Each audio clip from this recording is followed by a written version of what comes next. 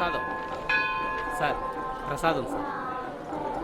అమ్మా కబుర్లు తర్వాత చెప్పుకుందరు, ప్రసాదం తీసుకోండి. ఆఫ్టర్ ఆల్ ప్రసాదం కోసం నన్ను ఇక్కడ గణసేపు నిలబడతావా? నేను ఎవరిని అనుకున్నావయ్యా?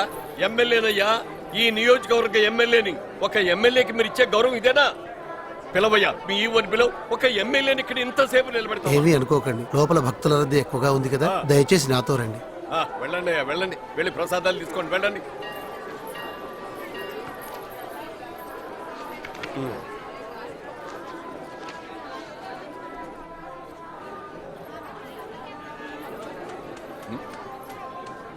ఎందుకై నవ్వుతావు? నేను ఎవరో నీకు తెలుసా? లేక నువ్వెవరో నాకు తెలుసా? నన్ను ఎప్పుడైనా చూసావు నువ్వు? రండి, ఇప్పుడే చూసానండి మీరు గొడవ పడుతుంటే. చూసి కూడా చూడనట్టు ఉండడం కంటే చక్కగా నవ్వితే మీకు బాగుంటుంది, నాకు బాగుంటుంది అని నవ్వాను, అంతేనండి. ఊరికే కోపం వస్తుందండి ఏ కారణం లేకుండా.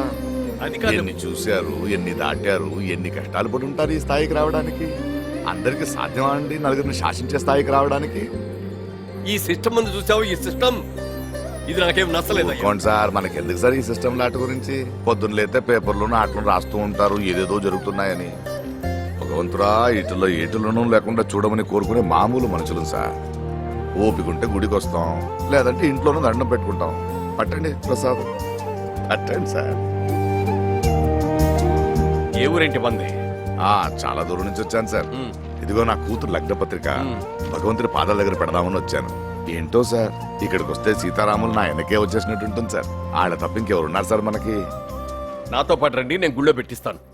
సీతమ్మ వాకిట్లో సిరిమల్లె చెట్టు, సిరిమల్లె చెట్టేమో విరగబూసింది, కొమ్మ కదలకుండా